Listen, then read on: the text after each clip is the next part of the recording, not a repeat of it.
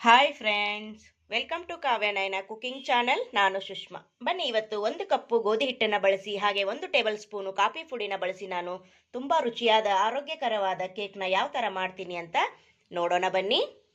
ಒಂದು ಬೌಲ್ಗೆ ನಾನು 2 ಸ್ಪೂನಷ್ಟು ಕಾಫಿ ಪುಡಿನ ಹಾಕೋತಾ ಇದ್ದೀನಿ. ನಿಮ್ಮ ಹತ್ರ ಯಾವುದಿದೆಯೋ ಕಾಫಿ ಪುಡಿ ಅದನ್ನೇ ನೀವು ಬಳಸ್ಕೋಬಹುದು. 1 ಸ್ಪೂನಷ್ಟು ಬಿಸಿ ನೀರನ್ನ ಹಾಕೋತಾ ಇದ್ದೀನಿ. ಕುದಿಬೇಕು.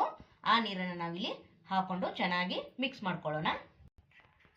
ನೋಡಿ, 2 ಸ್ಪೂನ್ಗೆ 1 ಸ್ಪೂನು ಬಿಸಿ ನೀರನ್ನ ಹಾಕೊಂಡಿದ್ದೀನಿ. ನೋಡಿ, ಇವಾಗ ಇನ್ನೂ ಕೂಡ ಗಟ್ಟಿ ಇದೆ. ಹಾಗೆ ಇನ್ನೊಂದು ಸ್ಪೂನನ್ನು ಸೇರಿಸ್ಕೊತೀನಿ. ನೋಡಿ, ಇನ್ನೊಂದು ಸ್ಪೂನು ಹಾಕೊಂಡಿದ್ದೀನಿ. ನೋಡಿ, 2 ಸ್ಪೂನು ನೀರು ಹಾಗೆ 2 ಸ್ಪೂನಷ್ಟು ಕಾಫಿ ಪುಡಿನ ಹಾಕ್ಕೊಂಡು ನಾನು ರೆಡಿ ಮಾಡಿ ಇದನ್ನು ಸೈಡಲ್ಲಿ ಹಾಗೆ ಎತ್ತಿಟ್ಕೊತೀನಿ. ಮಿಕ್ಸಿ ಜಾರ್ನ ತಗೊಂಡಿದ್ದೀನಿ ನಾನು. ಅದಕ್ಕೆ 1/4 ಕಪ್ಪಷ್ಟು ಮೊಸರನ್ನ ಸೇರಿಸ್ತಾ ಇದ್ದೀನಿ.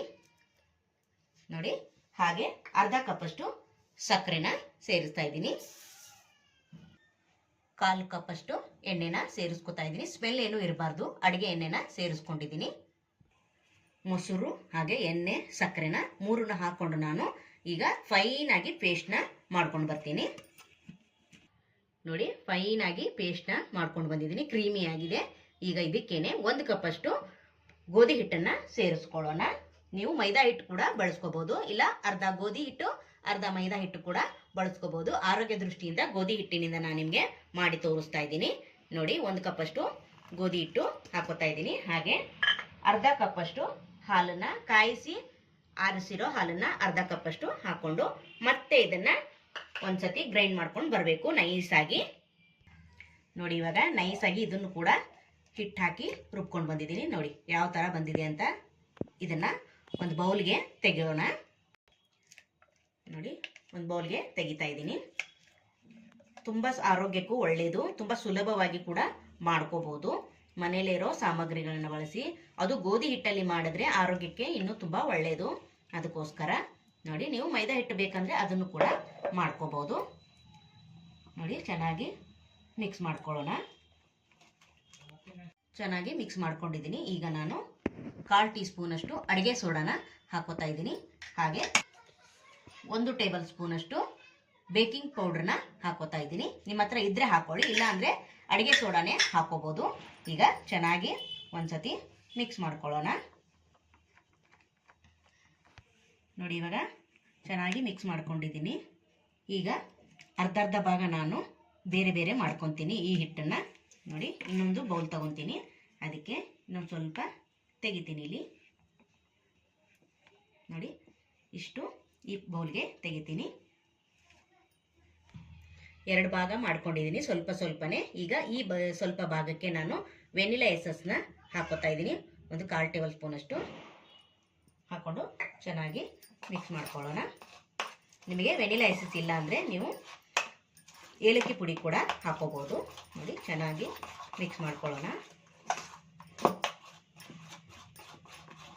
ನೋಡಿ, ಇವಾಗ ಇದನ್ನು ಕೂಡ ಸೈಡಲ್ಲಿ ಎತ್ತಿಟ್ಕೊಳ್ಳೋಣ.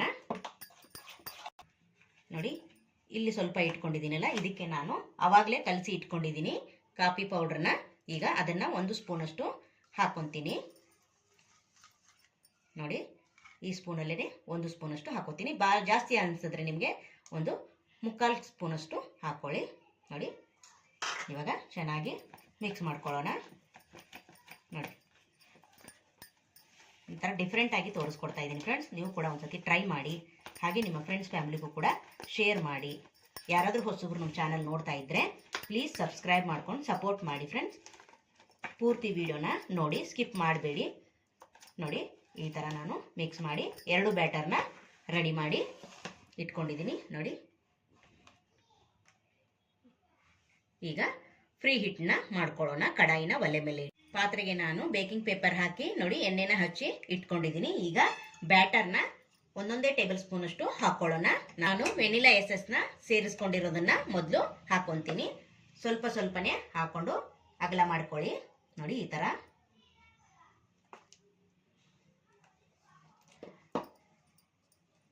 ನೋಡಿ, ಈ ಥರ ಮಾಡ್ಕೋಬೇಕು.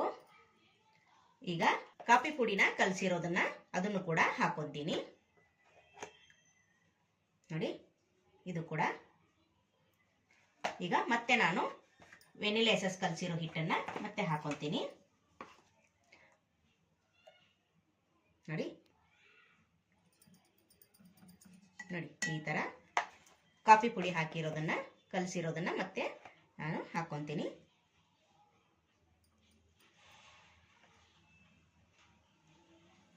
ನೋಡಿ. ಇದೇ ಥರ ಎಲ್ಲ ಹಿಟ್ಟನ್ನು ಹಾಕೋಬೇಕು ನೋಡಿ. ಎಲ್ಲ ಬ್ಯಾಟರ್ನ ಹಾಕೊಂಡಿದ್ದೀನಿ. ಈ ಥರ ಒಂದೆರಡು ಸತಿ ಟ್ಯಾಪ್ ಮಾಡಿಕೊಂಡು ನಾನು ಸ್ವಲ್ಪ ಗೂಬಿ ಕಡ್ಡಿಯಿಂದ ನಾನು ಸ್ವಲ್ಪ ಡೆಕೋರೇಟ್ ಥರ ನಿಮಗೆ ಮಾಡಿ ತೋರಿಸ್ತೀನಿ ನೋಡಿ. ಈ ಥರ